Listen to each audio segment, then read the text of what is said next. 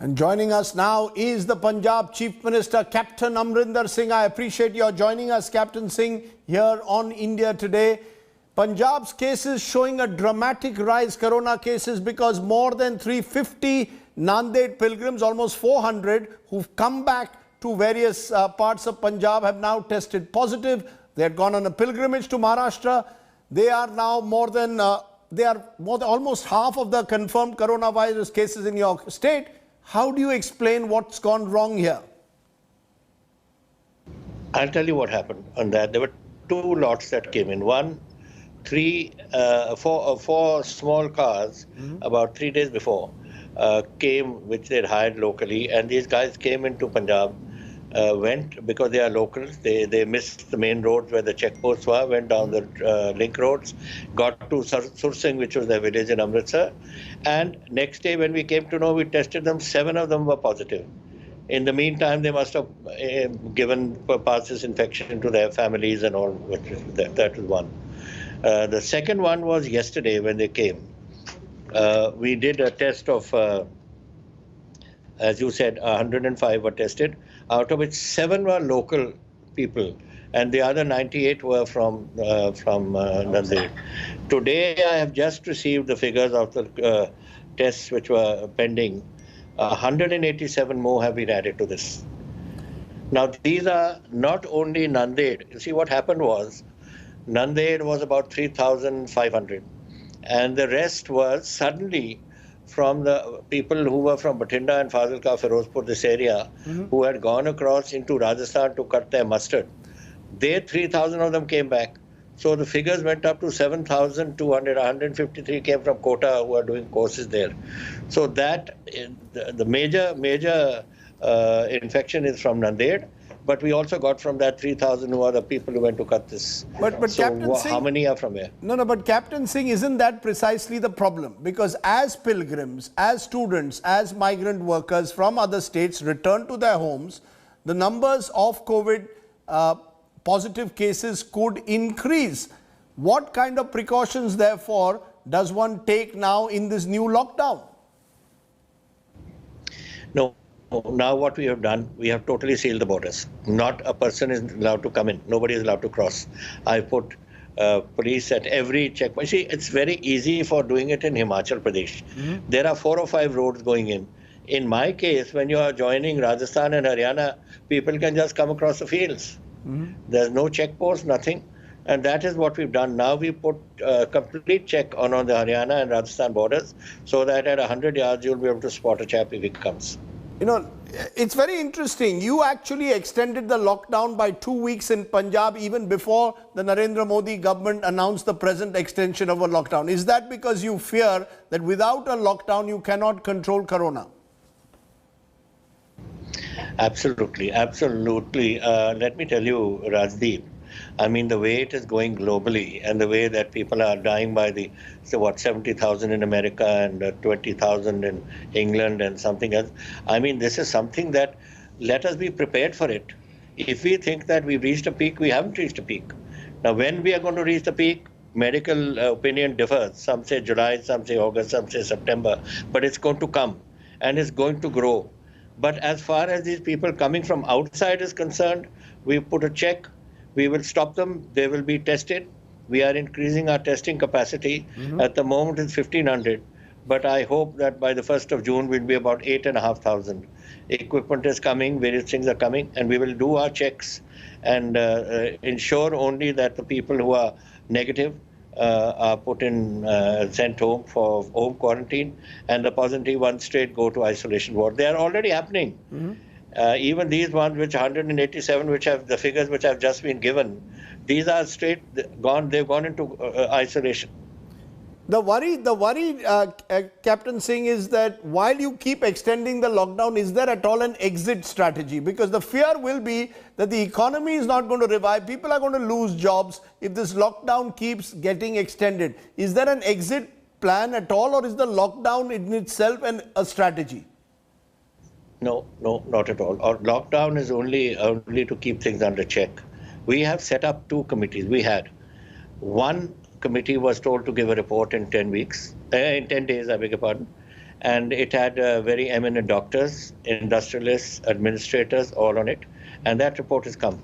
And here it is, the exit strategy. It's exit strategy for COVID-19 lockdown restrictions. This is one which we wanted to. I'll tell you the reason for that was that people have been locked up for 38 days.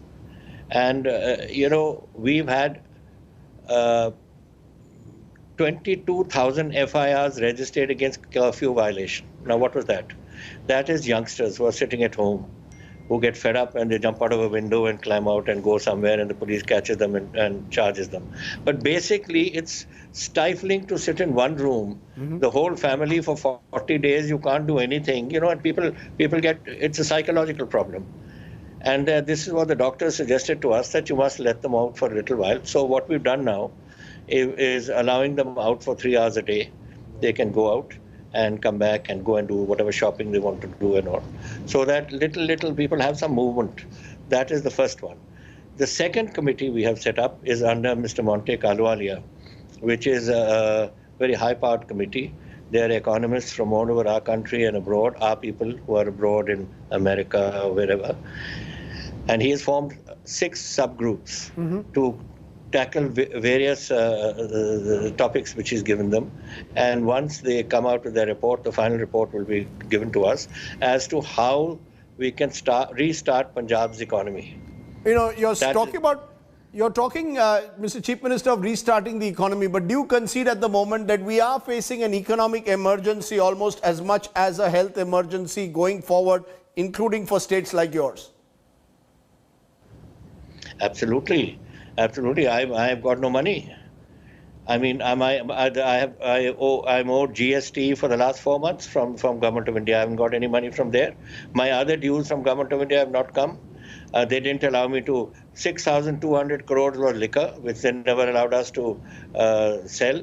There's nothing else which I could put any tax on. So how was I going to run? By next month I wouldn't have been able to pay salaries.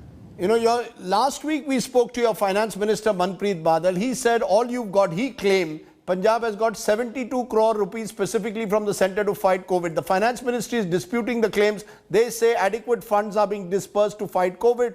What is the reality? Have you got the resources today to fight COVID or not? I don't know what the Finance Minister mentioned, 72 crores. They may be our money, which is due under the Disaster Relief Fund, which they give. That is, which is given to us every year, not because of COVID. It's something which comes to us for floods or for hail damage or whatever comes to crop. These sort of things it comes. Because I don't know the 72. And I don't know what the Ministry of Finance is saying in Government of India. As far as I'm concerned, we have received zilch from them, 0. And we have got nothing from them. Not only, now they have allowed me since yesterday that I can restart my sale of alcohol.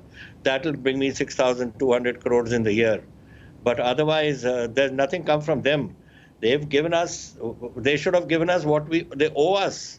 They are not giving us that. And then they're talking about 70 crores or something else, which I don't know what they're talking about. Are you telling me today, Mr. Chief Minister, that by June 1st, you may not be able to pay government employees' salaries if the situation continues like this? Is that what you're claiming? That's coming to that. It's coming to that. This time also, the last lot of salaries, we have class A, B, C, D. We gave C and D first, B came next, and A came last. I think we were paid salaries by the middle of the month. There is also, Mr. Chief Minister, the wheat procurement season. You've written both to Prime Minister and the Minister, Mr. Paswan, suggesting there is a heavy and unjustified value cut that has been put on farmers. You want an immediate relaxation on norms on luster loss and shriveled grain of wheat. Do you fear that procurement of wheat is the problem, or is it the manner in which, again, centre-state relations are playing out? No, as far as the yields are concerned, no. We are expecting a crop of 180 lakh tons, out of which the marketable surplus will be 135 lakh tons. Now that is coming. As of today, here I've got the papers next to me, in fact. We have, as of yesterday evening, we have received 81 lakh tons, so we are going more than last year. And things are going on plan. But what they have done, they have made out something for shriveled grain. They have said you don't have luster in your grain, as if luster is going to make a big difference when it goes in your stomach. And similarly, they say there's some some grain, I don't know what they are calling, something like this. Anything. This is what the Food Corporation and the Food Ministry does all the time. I've been agriculture minister in 1984, 85. This was the problem. I was chief minister for 5 years from 2002 to 2007. This was the problem. And now this is the problem again. Every time they find some excuse to pay us less. What is the biggest challenge, though, Captain Amrinder Singh, that you're facing going ahead? There's a question of lives, there's livelihoods. Where do you stand on this? Well, lives, by God's grace, we will be able to prevent anything like that major happening. I mean, you remember the Spanish influenza of 1918-19, where they say between 20 and 50 million people died globally, and India lost more than 1 crore of people. I hope, by God's grace, that doesn't happen. But livelihood, yes. If you're going to cut people, not give them the money, then there are no jobs. I've got industry, for instance, I've got 252,000 industrial units in Punjab, and I have about 1.5% which are working today. Now we have got to get them moving again because of this COVID lockdown. It has to start off. In Ludhiana alone, I have 95,000 units, and not even 1,000 are working. So that's my industrial hub. So these are the things that's going to create the livelihood. At the moment, people are existing. But do you agree with the strategy the government of India has now adopted in this lockdown 3.0, the red, orange, green zones, or has it created a further bureaucratic maze? Has it been done in the right way, or is it still too controlled by Delhi as to a bureaucrat in Home Ministry deciding what is red, green and orange? Is that the way to do it? Does a chap sitting in Delhi know where Shatrana is? Does he know where Samana is, or Nabha where it is? These fellows are sitting there in the houses, in the ministries in Delhi and dictating terms. Do they know more about it, or do I know more about my own state? I mean, if they made Patiala a red zone, okay, Patiala city has COVID cases, and so does Rajpura. Make them red. But why is Nabha red? Why is Shatrana red? Why is Samana red? They have no cases in them. They are different towns. So what does this fellow sitting there know about that the Patiala district or Samana district, or Ludhiana or Amritsar or Jalandhar more than me? Are you saying that the chief ministers now need to be much more empowered in enforcing lockdown 3.8? Each chief minister possibly could be made part of a task force chaired by the Prime Minister? I think so. I think we should be given the task. It's a state subject. I mean, the Himachal Chief Minister knows more about Himachal. Haryana Chief Minister, they are both their own party. They know more about their own states. How are you sticking us there? I've spent 50 years in politics in Punjab. I don't know my state. Some joint secretary sitting in the Ministry of Home knows more about it than I do. No, but what would you do, Captain Amrinder Singh, that was different from if you were in Prime Minister Modi's place? Because let's be honest, the Prime Minister also has a very difficult job to do at the moment to balance lives and livelihoods. I would say, you chief ministers, this is your state. You've been elected. You run those states. Whatever help you need from me, I'm there to give it to you. Very important. You're giving us a news point. Empower the chief ministers, you're saying. Should there also be a common protocol then for the states, whether barber shops to be open, liquor shops to be open? Is it one size fits all, or each state should decide, given the circumstances, whether they want to open a particular sector or not? Should this be left, you're saying, to individual CMs? I think so. I think you can't. Like Odisha has a tribal belt. I don't have a tribal belt. They have their own problems. The tribal belt they need food, they need other things. I need jobs. I've got plenty of people producing food here, but I need other jobs. They have to do other things. So you can't compare Punjab with Odisha, or Punjab with Assam, or Punjab with Chhattisgarh or something. Every one of us have our own problems. And the chief minister is concerned there. They know their jobs better than somebody sitting in Delhi.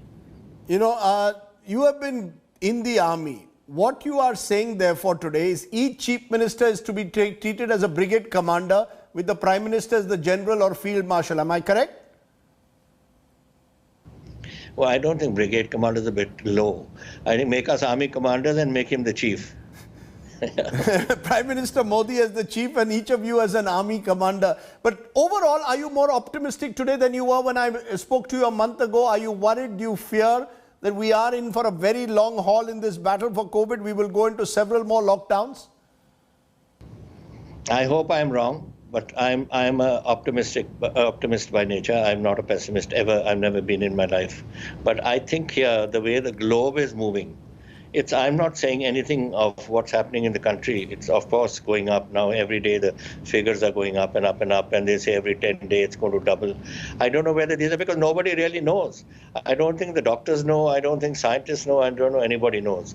But the way it's going in the world, in the West, in Canada, in America, in UK, in Europe, and all this sort of thing, I think it's going to spike yet. Now, when it's going to spike, some are saying July, some are saying August, some are saying September. I don't know when. But the curve won't flatten till that spike comes. Let me ask you on a personal note, Captain, how are you keeping yourself busy during this lockdown? Well, listening to all of you. And that's all we do. I have half a day of interacting with my deputy commissioners and officers and all here in Punjab to see how things are going and my cabinet colleagues. And the other half of the day, I'm looking at you. Chalo, we'll go along with that. Thank you very much, Captain Singh, for joining me here on the news today and speaking so clearly. You believe chief ministers now need to be empowered in enforcing the lockdown. Thank you very much.